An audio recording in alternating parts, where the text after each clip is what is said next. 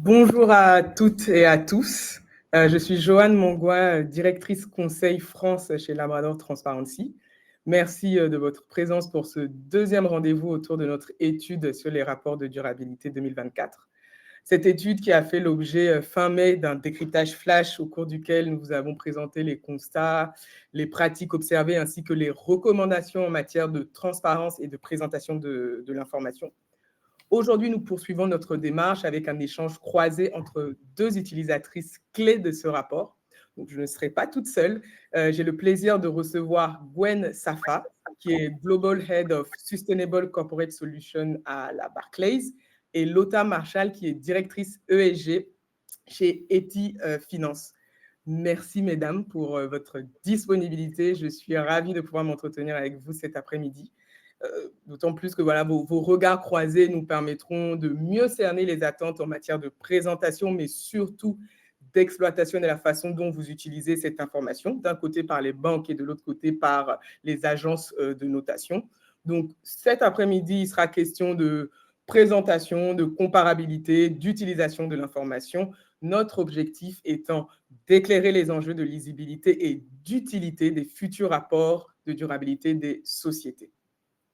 Comme je vous disais, fin mai, Labrador Transparency a publié son étude sur les rapports de durabilité des sociétés du SBF 120. Plusieurs enseignements ressortent de cette étude-là. Le premier de ces enseignements, qui est un constat clair, c'est qu'on voit des efforts vraiment sur la conformité réglementaire de ces rapports. Donc, un effort visible sur la conformité réglementaire, mais avec une information qui reste encore difficile à interpréter par tous parce que peu lisible. On est donc sur un exercice plutôt technique que stratégique, avec des reportings sur le climat et sur le personnel du groupe ou des sociétés plus matures que les autres thématiques comme la biodiversité ou les communautés affectées, par exemple. Et puis, un autre point très important qui ressort de notre étude, c'est la nécessité d'harmonisation sectorielle pour finalement faciliter la comparabilité, qui sera un sujet aujourd'hui qu'on abordera également.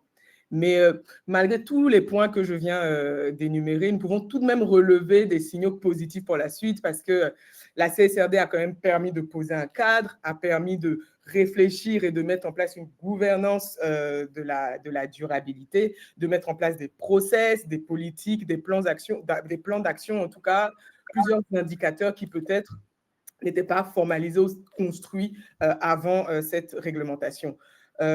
Lotta, Gwen, j'ai envie de démarrer cet entretien croisé en vous demandant quel constat, finalement, faites-vous de ces premières publications? Si on commence par Lotta. Merci beaucoup déjà pour l'invitation. Je suis ravie d'être là parmi vous. Alors peut-être pour les premiers constats qu'on a et les points positifs, je dirais, de ces premiers rapports de durabilité. Le premier, c'est vraiment une clarification de la structure. On a finalement quelque chose qui est très calé sur ce qu'on avait avec la TCFD, donc avec une logique de démonstration de la stratégie, de la gouvernance, de la gestion des risques et des métriques. Donc ça rend finalement l'information beaucoup plus claire et beaucoup plus riche aussi. L'autre point qu'on apprécie beaucoup, c'est le fait d'avoir des séries historiques sur les indicateurs, ce qui permet vraiment de saisir des dynamiques de progrès chez les différentes entreprises. Et puis enfin, le troisième point qui est très positif, c'est plus de data sur les supply chains. Alors évidemment, on sait que c'est un enjeu, c'est un vrai challenge pour les entreprises, mais c'est quelque chose sur lequel on voit qu'il y a beaucoup plus de maturité que peut-être dans les anciens formats de reporting sustainability.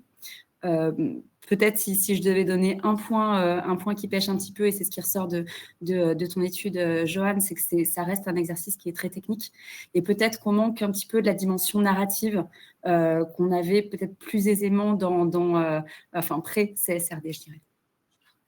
Merci Lotta. Gwen, je suis curieuse également d'avoir ta vision, tes constats. Quels sont les premiers constats, les premiers enseignements en fait, que tu fais de ces premières publications? Gwen, on ne t'entend pas. Je pense qu'il y a un souci de micro. Toujours pas. On va regarder.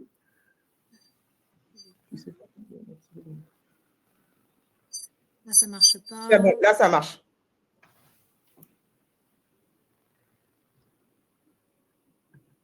Petit souci technique.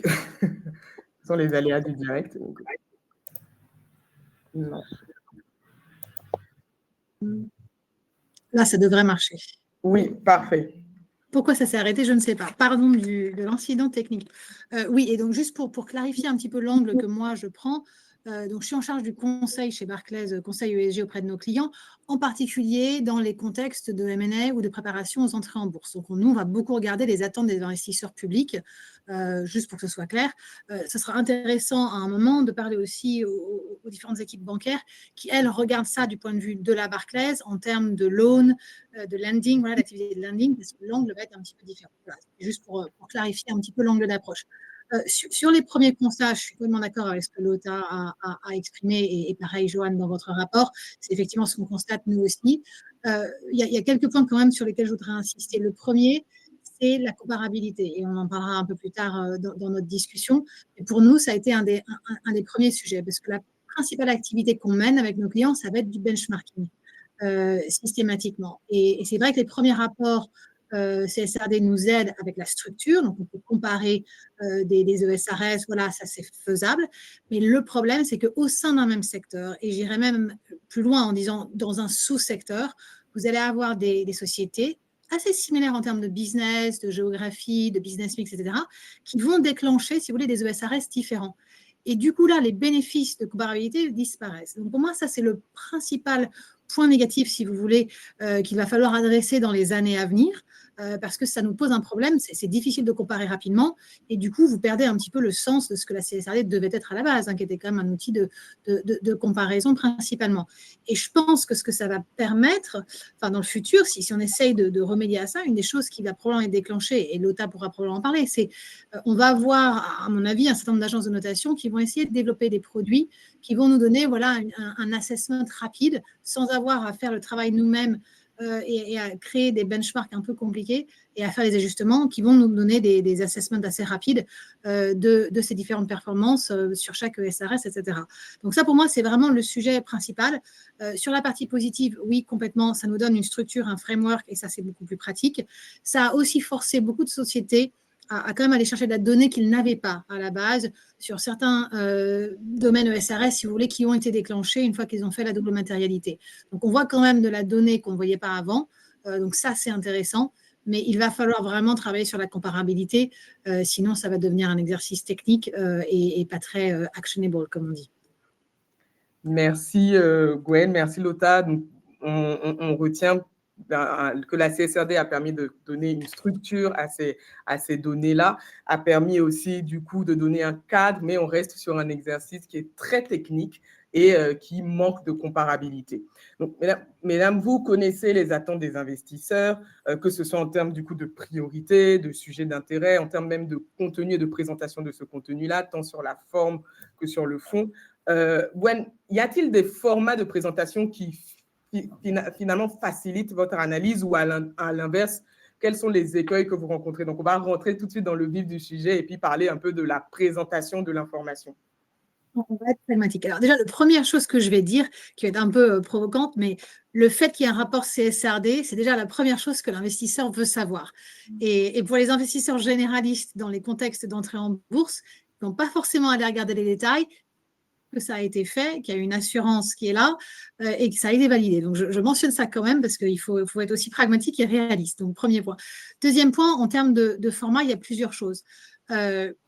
Il y a un besoin, parce que c'est un rapport en ce moment qui reste très technique, il y a quand même un besoin de synthétiser et d'avoir des visuels au travers du rapport qui vont vraiment résumer les grands messages, qui vont vraiment s'éloigner de la technicité qu'un investisseur ne va pas regarder dans le détail, en particulier les portfolio managers, etc., et de vraiment regarder les grands messages via des visuels faciles à repérer. Ça, c'est le premier point. Et on n'en est pas encore là. C'est-à-dire que toutes les sociétés n'ont pas opté pour ça.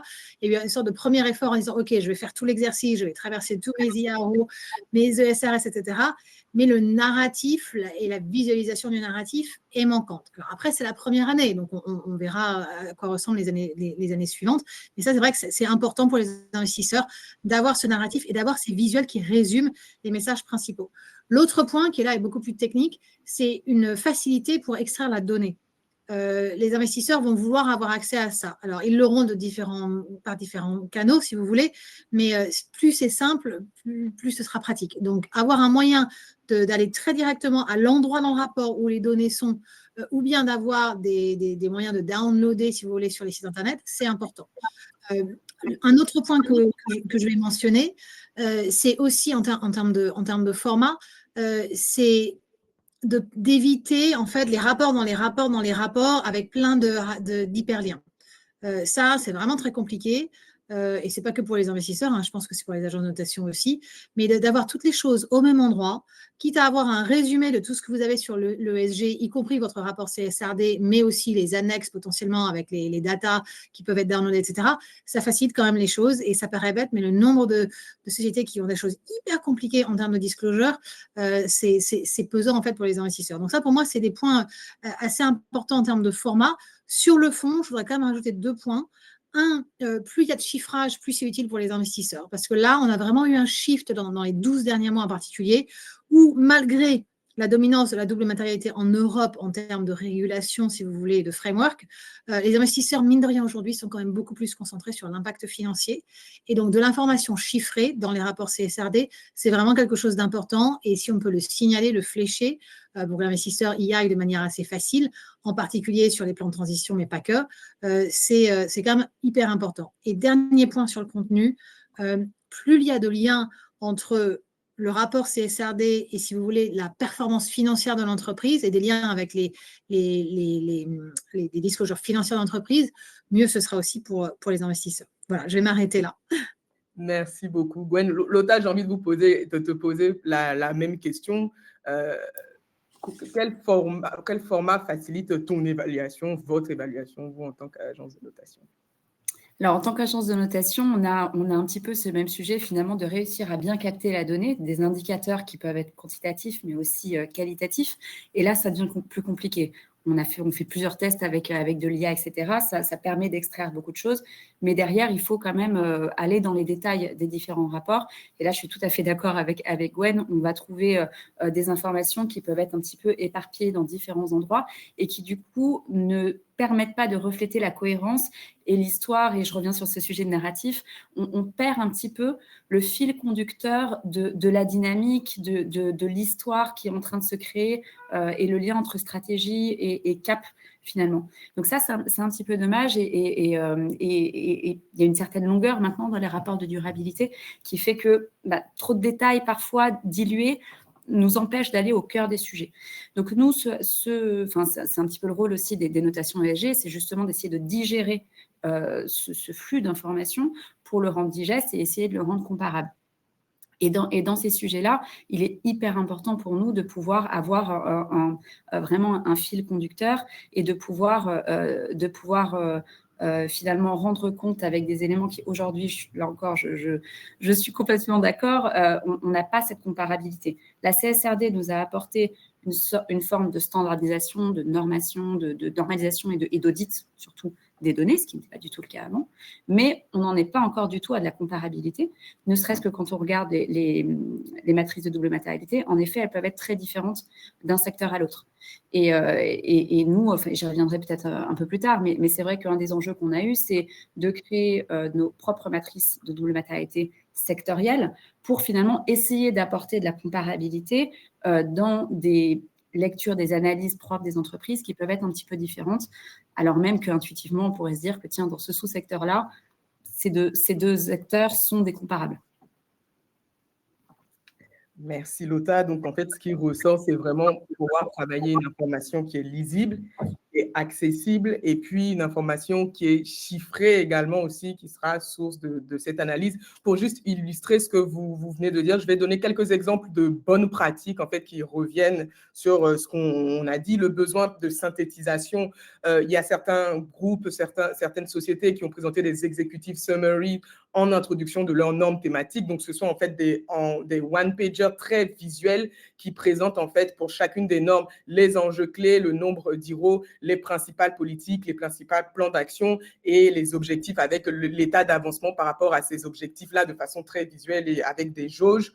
Un autre sujet qui concerne aussi l'importance finalement de ces données chiffrées. Comme exemple, on a un émetteur qui a présenté systématiquement en fait ses indicateurs en 3 parties. Donc, introduction de chaque indicateur par un encart gris dans lequel il présente la méthodologie de calcul de l'indicateur concerné. Ensuite, au sein d'un tableau, la donnée quantitative. Puis, en 3e partie, un commentaire sur cette donnée quantitative, mais très synthétique. Donc, ça permet d'avoir l'information, c'est clair, et puis on a accès finalement à tout.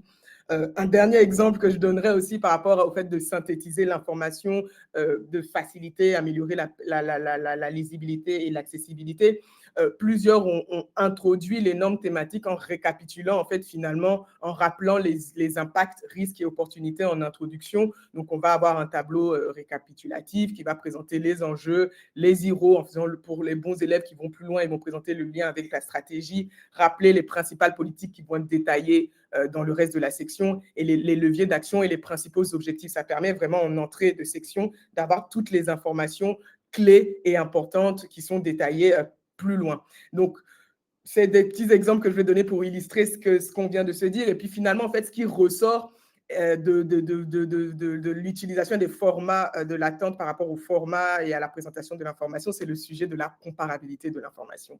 La promesse des ESRS est et demeure d'harmoniser, améliorer finalement la qualité du reporting extra-financier en rendant cette information comparable, en la rendant fiable et en la rendant pertinente.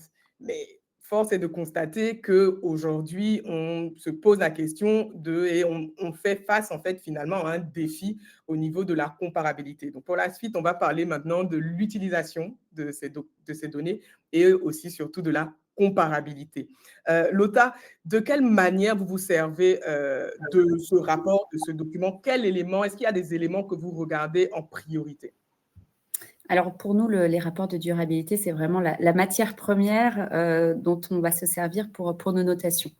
Très concrètement, chez Etifinance, donc on est une agence de notation européenne, on couvre dans le cadre de notre notation non sollicitée 2400 entreprises côté européenne.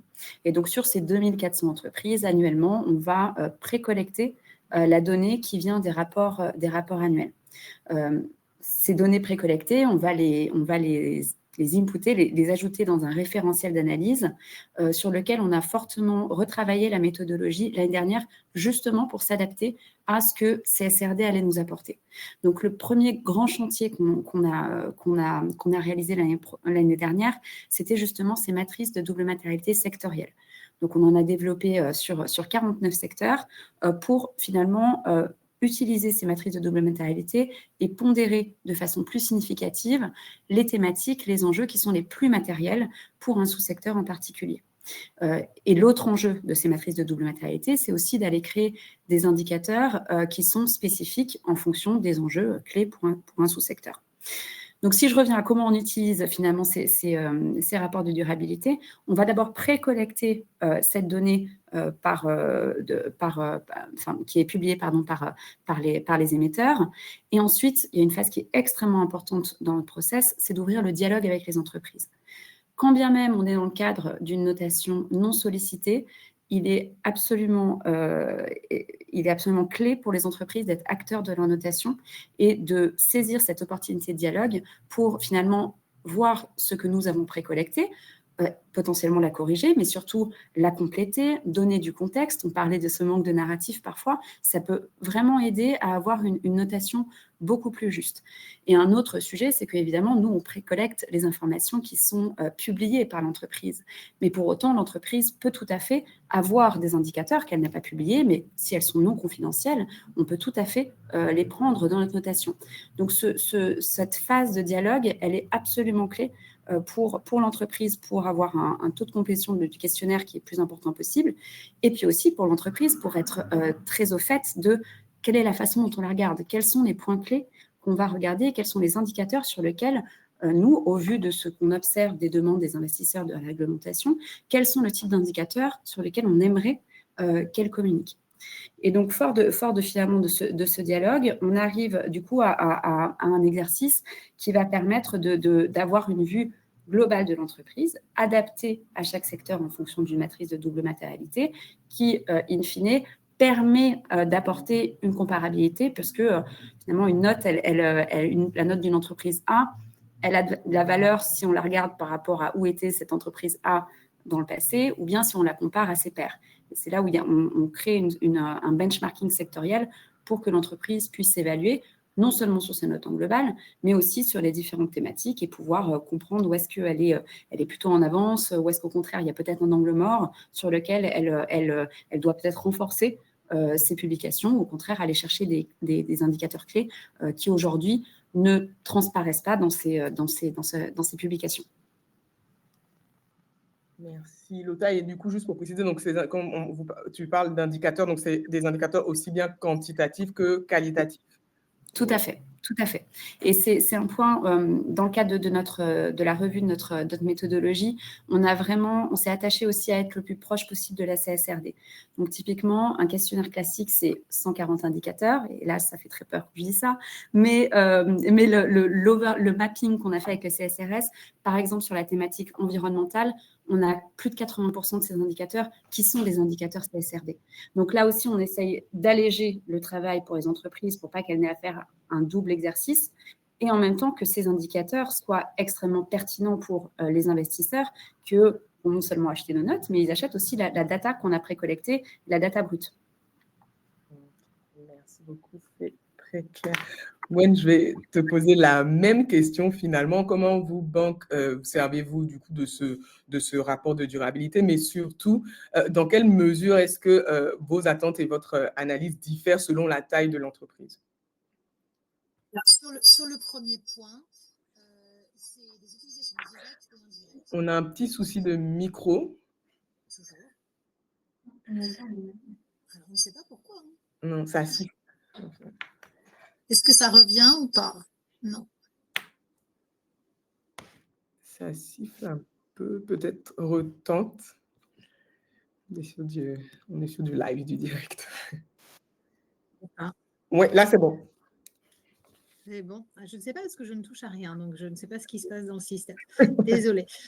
Donc, je vais commencer par répondre à la première question sur l'utilisation. Et c'est une utilisation à la fois directe et indirecte. Directe parce que quand on va faire nos benchmarking, voilà, on a un client qui arrive, on a un mandat, on va travailler avec eux dans un contexte de M&A ou d'entrée en bourse.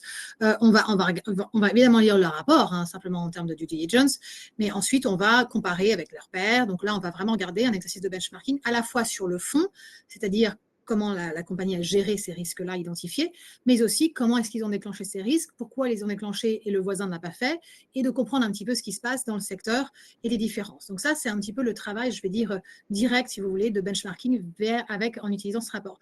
Le deuxième travail, c'est simplement parce qu'on va préparer nos clients souvent quand ils sont dans une situation de pré-IPO, donc avant une entrée en bourse, ils n'ont pas encore de notation ESG non sollicitée.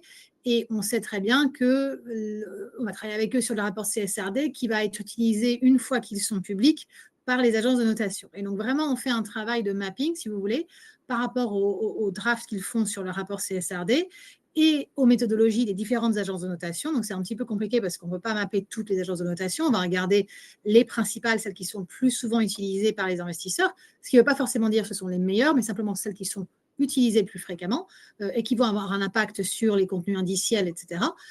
Et essayer de voir comment on peut améliorer le narratif ou la donnée publiée dans ces rapports pour optimiser le rating une fois que ces sociétés seront listées. Donc, c'est vraiment un travail, entre guillemets, indirect, soit en l'occurrence là, puisque c'est nouveau, ces rapports CSRD, de préparation de ces rapports CSRD avec en vue l'optimisation du rating ESG. Le problème qu'on a aujourd'hui, c'est que toutes les agences de notation n'ont pas fait ce qu'Etifinance a fait, autrement dit, revoir leur méthodologie avec la CSRD en tête. Et donc, on a quand même aujourd'hui des ratings qui existent, qui sont très utilisés par les investisseurs, qui sont des ratings d'impact financier, qui ne sont pas vraiment mappés sur la CSRD. Et donc, on a probablement, pendant encore un certain temps, on va avoir un décalage entre ce que les notations ESG nous disent et ce que les rapports CSRD nous disent. Et donc là, à nouveau, dans les sujets de comparabilité des performances ESG, on va regarder et mesurer des choses différentes. Donc ça peut être un petit peu compliqué en termes de positionnement pour nous tous dans le monde de l'ESG, de crédibilité de ce que l'on mesure et de ce dont on parle.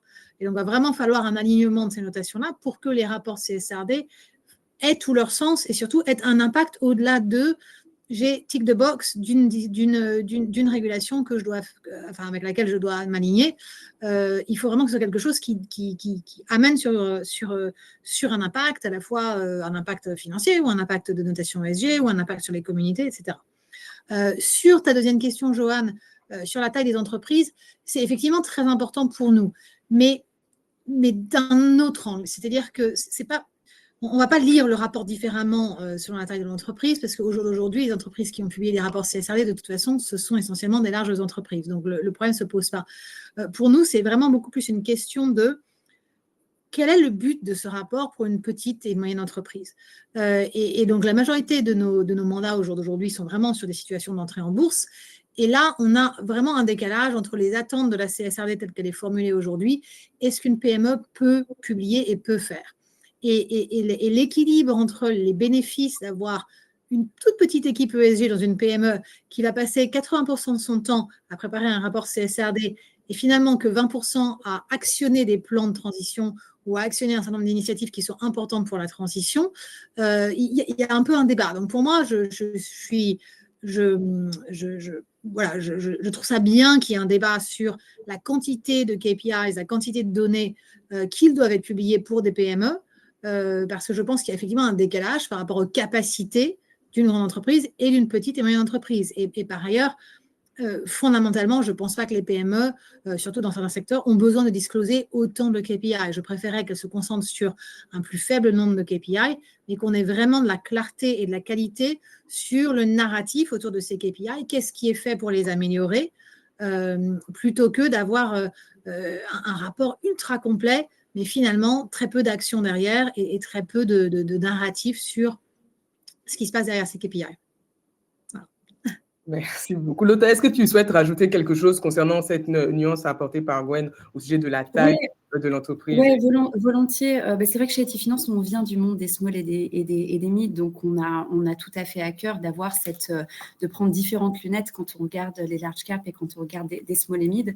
Juste pour vous illustrer, je disais que dans le cadre de la couverture non sollicitée, on couvre 2400 entreprises européennes. C'est 88% qui sont des small et mid. Donc, on a vraiment un focus qui est très important sur cette part-là de l'économie. Et concrètement, comment est-ce qu'on adapte notre méthodologie à ces acteurs-là? C'est qu'on va, sur beaucoup d'indicateurs, aller chercher de la transparence, alors que sur une large cap, on va chercher de la transparence et de la performance. Donc, ça veut dire qu'on va avoir, par exemple, certains indicateurs pour lesquels le critère pour obtenir, entre guillemets, la meilleure note, le critère-là va être moins strict pour une entreprise qui tombe dans les small et mid que pour une large cap.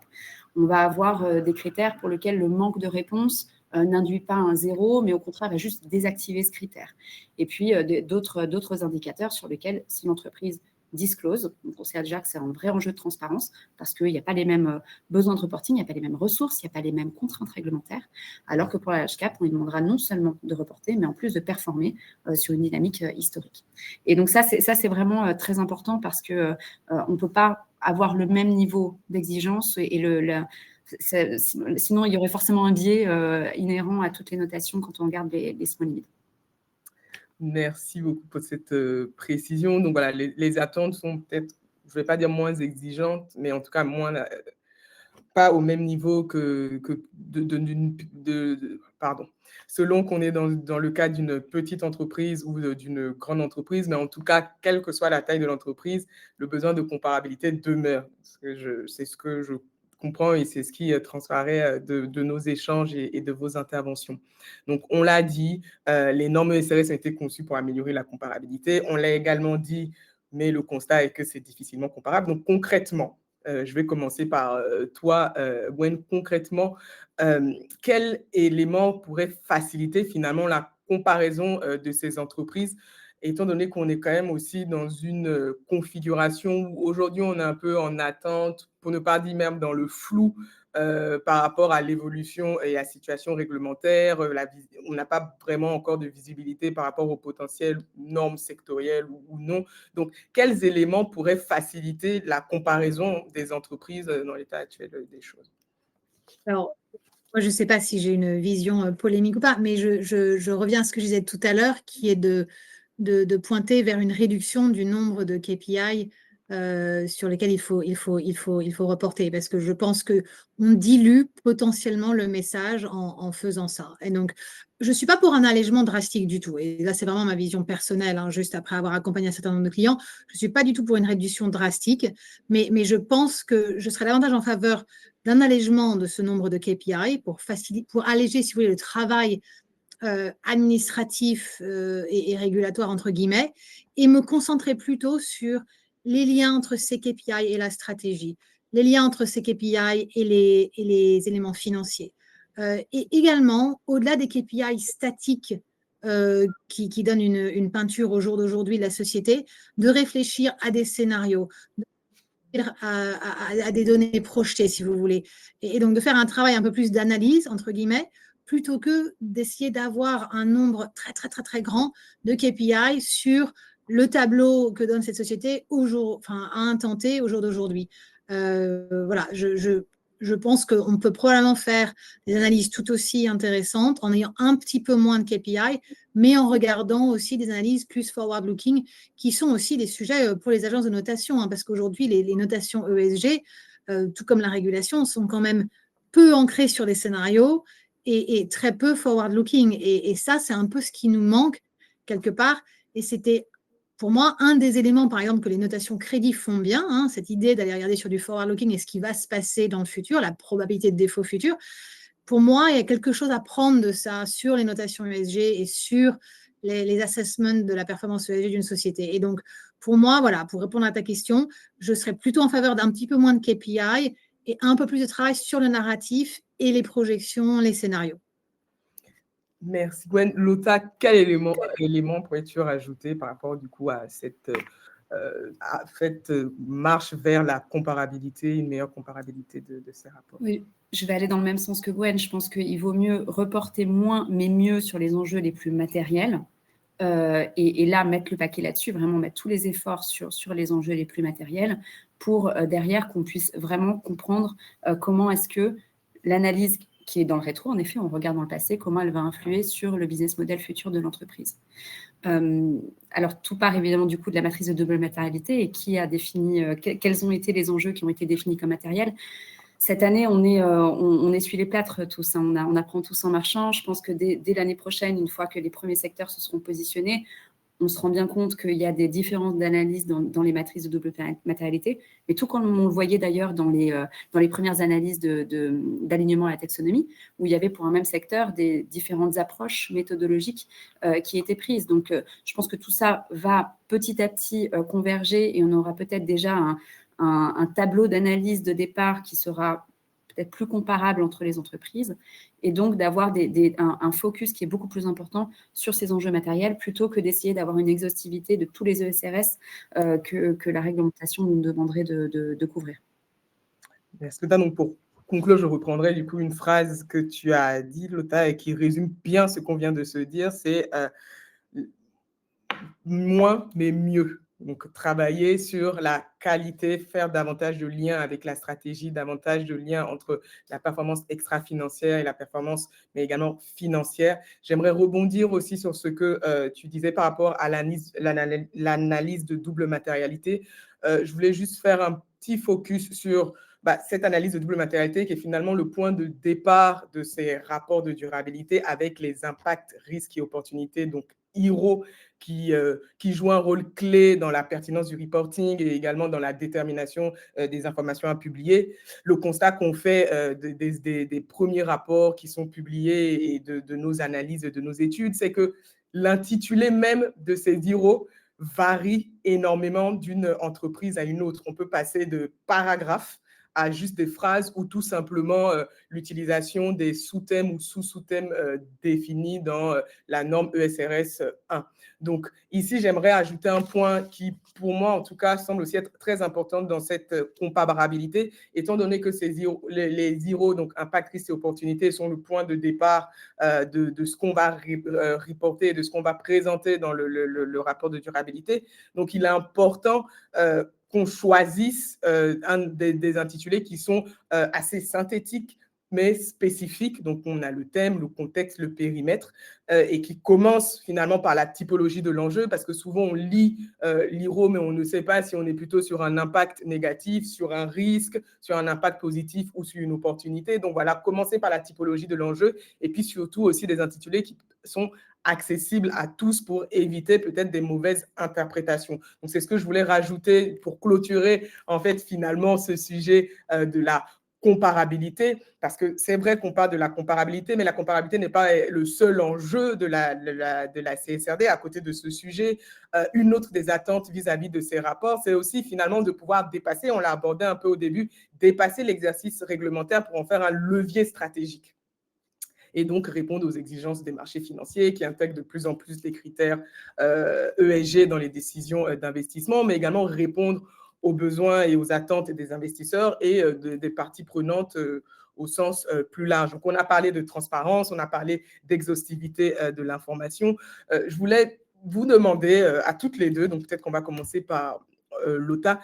On a abordé, je pense, quelques sujets, quelques points qui pourraient répondre à cette question, mais voilà, pour synthétiser, revenir dessus. Comment vraiment pouvoir faire de ces rapports un outil stratégique qui va répondre aux besoins des investisseurs, c'est vrai, mais des lecteurs ou des parties prenantes dans leur ensemble? Je pense qu'il y a un thème que je trouve super intéressant et qui ressort encore une fois dans votre étude. Il y a vraiment une exigence renforcée sur les plans de transition de la part des investisseurs. On le voit, ne serait-ce que dans la dernière version du rapport ISR, il y a vraiment une attention particulière qui est demandée aux investisseurs sur la lecture des plans de transition des entreprises en portefeuille. Et là, je trouve que l'exercice CSRD des rapports de durabilité répond assez bien à cette demande-là. Et d'ailleurs, c'est en lien aussi avec le point de Gwen sur le sujet des scénarios. On est peut-être beaucoup plus sur cette thématique-là, sur déjà avoir une trajectoire, un cap validé avec SBTI, comprendre quelle est la gouvernance mise en place, etc. Je trouve que là, on est beaucoup plus sur du forward-looking que peut-être sur les autres thématiques. Et là-dessus, je trouve assez encourageant, très encourageant même, de voir que les premiers rapports sont très solidement argumenté sur cette thématique et il y a vraiment un véritable enjeu pour les investisseurs aujourd'hui. Vraiment, l'alignement des portefeuilles à l'accord de Paris, c'est un point qui est dans la tête de chacun des investisseurs et donc c'est très, très important pour eux d'avoir les armes pour regarder leurs décisions d'investissement avec les bons arguments.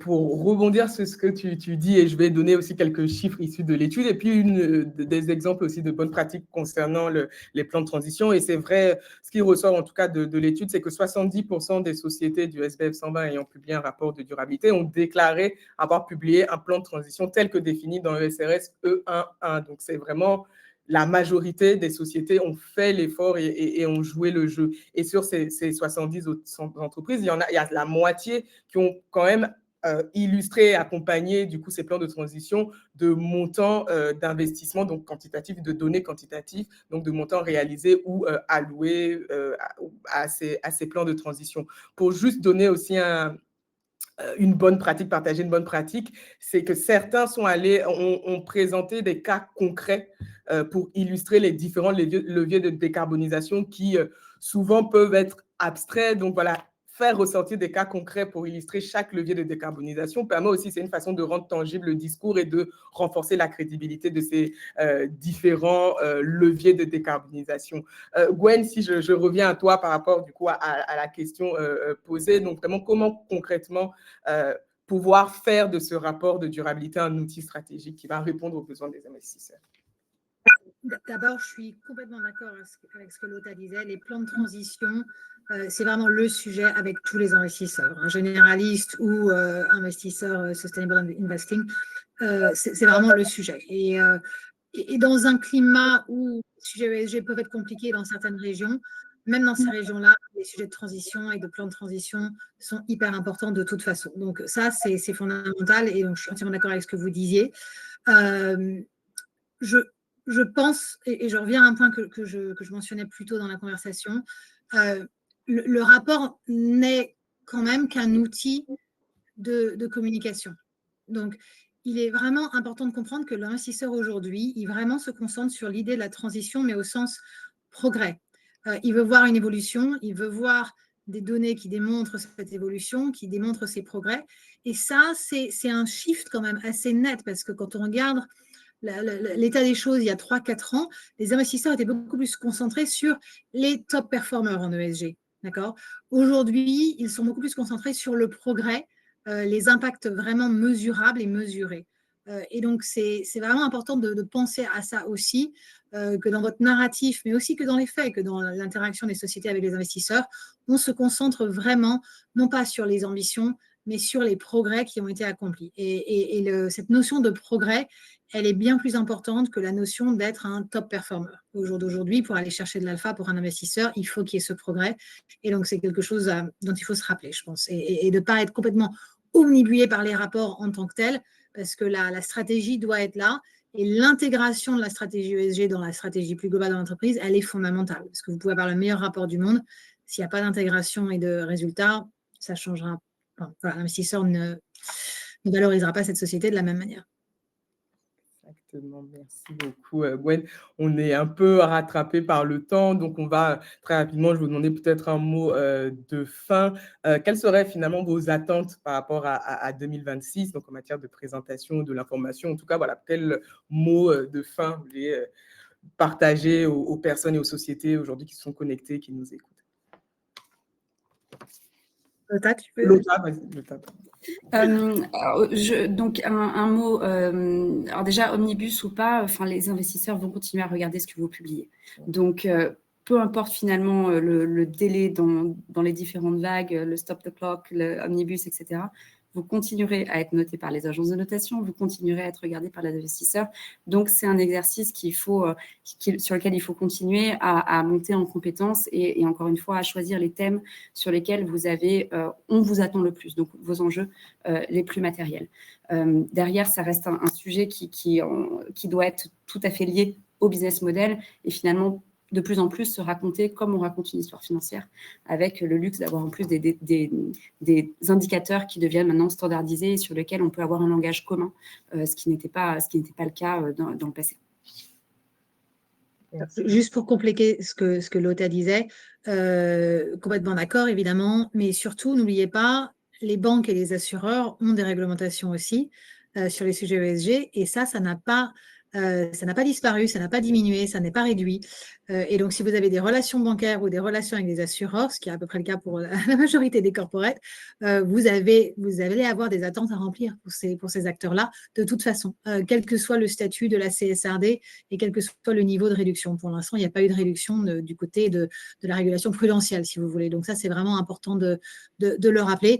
Et peut-être le dernier point, pour juste réinsister sur quelque chose que Lota a dit, c'est vraiment d'accentuer le narratif et le narratif stratégique. Il faut vraiment pour transformer, si vous voulez, ces informations ESG en quelque chose comme un vrai levier stratégique. Il faut vraiment que le narratif s'élève aussi à ce niveau-là et qu'il ne soit pas purement descriptif. Donc ça, ça va venir avec la maturité de ces plans dans les années à venir, j'en ai aucun doute. Exactement. Merci beaucoup à vous. Donc, ce qu'on retient, c'est que quel que soit le contexte réglementaire, les enjeux de durabilité, en matière de durabilité demeurent. Donc, cette première année vous a permis de répondre à la réglementation. La deuxième année est donc l'occasion d'affiner cet exercice et puis d'aller au-delà donc, de l'unique conformité réglementaire et d'en faire un véritable levier stratégique, comme Gwen vient de dire, donc en travaillant sur la lisibilité des messages, avec le recours à des infographies ou à toute autre initiative de pédagogie, à la qualité des informations qu'on présente, en clarifiant vos méthodologies de calcul, en allégeant et en optimisant certains contenus. En tout cas, tout l'enjeu étant de donner du sens à ces informations, de présenter des résultats tangibles dans un rapport structuré, parce que la CSRD donc, a donné une structure, trouver le juste équilibre entre le quantitatif, le qualitatif et les initiatives de pédagogie, impliquer le top management et puis aussi d'autres départements en soutien au département développement durable, tout simplement. En tout cas, Lota et Gwen, c'était un plaisir pour moi d'échanger avec vous, de vous recevoir autour de ce sujet qui nous intéresse toutes et tous. Je pense qu'il y a des questions, peut-être qu'on a... Bon, il est 45, peut-être qu'on peut prendre une question et puis ensuite on clôturera malheureusement ce temps. toutes les autres questions auxquelles on ne pourra pas répondre, on vous répondra en off. On prendra le soin et le temps de vous répondre en off.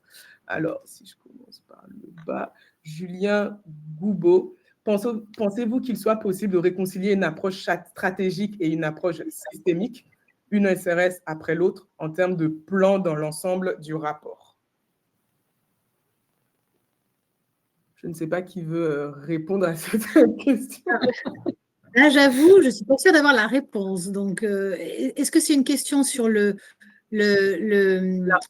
structure du rapport ou Julien, est-ce que vous êtes toujours sur le call, peut-être pour apporter un peu plus de précision à votre question? Systématique, pardon, systématique. Après, juste pendant qu'on attend peut-être une clarification, mais et je ne sais pas si je réponds à la question du tout, mais un point à mentionner, c'est que quelque chose que les investisseurs vont regarder et les banques aussi, ce n'est pas seulement le rapport CSRD en isolation, c'est les éléments de narratif ESG qui sont intégrés dans votre présentation aux investisseurs en tant que société, présentation annuelle ou présentation trimestrielle, peu importe. L'intégration de ces narratifs ESG dans votre stratégie, en fait, c'est là où on voit l'aspect stratégique et qui est beaucoup moins une sorte d'aspect, je vais faire ma disclosure, ESRS par ESRS et je vais lister tout ça. Ce qui est important pour nourrir des évaluations comme celles que font les agences de notation, mais pour en revenir au point qui était soulevé, pour rendre ça plus stratégique, c'est plutôt l'inverse pour moi. C'est-à-dire que allons amener du narratif ESG dans les éléments de communication qui existent sur la stratégie globale de l'entreprise. Et en fait, le moins les sujets ESG seront silotés, le plus ils sont intégrés finalement à un tel point qu'on ne les voit presque plus en tant qu'éléments ESG per se, le mieux ce sera en fait, et le plus stratégique ce sera. Donc voilà, je ne sais pas du tout si j'ai répondu à la question, mais précision, en termes de plan et de structuration du rapport, vous semblez apprécier le fait que chaque émetteur s'en tienne au modèle du rapport par ESRS, mais c'est difficile de faire cela tout en suivant la logique de sa stratégie. Donc, c'est vraiment en termes de plan stratégique. Moi, si je peux apporter des éléments de réponse, les ESRS, finalement, donnent peut-être, on va dire, des grandes sections, donc en parlant d'articulation, de structuration de ce rapport-là, mais au sein de chaque ESRS et donc de chaque section, c'est à ce moment-là qu'on peut faire le travail d'apporter, de raconter une histoire. Par exemple, si je prends l'ESRS S1, certains et plusieurs émetteurs ont fait le choix d'introduire S1 avec une politique chapeau. Généralement, ça va être les droits humains. Ils vont présenter une politique chapeau en précisant que cette politique couvre l'ensemble des impacts, risques et opportunités concernés par cette norme thématique. Et puis ensuite, ils dérouleront politique en fonction des différentes politiques, les plans d'action et puis les cibles et indicateurs. Donc, le fait aussi de rester quand même sur les grandes parties définies par ESRS 1 et surtout en lien avec les normes thématiques permet aussi de pouvoir se retrouver et de retrouver l'information et de savoir où est-ce qu'on est. Maintenant, à l'intérieur de ces normes-là, on peut adapter l'articulation et la structuration de chaque section pour pouvoir raconter le message et faire passer les messages qu'on souhaite. Je ne sais pas si j'ai répondu à votre question, Julien. On a dépassé le temps de quelques minutes. En tout cas, merci à tous de votre participation. Merci encore à Gwen et à Lota pour cet échange. Je vous donne rendez-vous, nous, Labrador Transparency, on vous donne rendez-vous le 2 juillet à l'hôtel de l'Industrie pour les Transparency Awards. Vous avez le lien de l'inscription qui s'affiche sur vos écrans. Et donc, merci à tous et à bientôt. Merci à tous. Merci. Au revoir. Au revoir.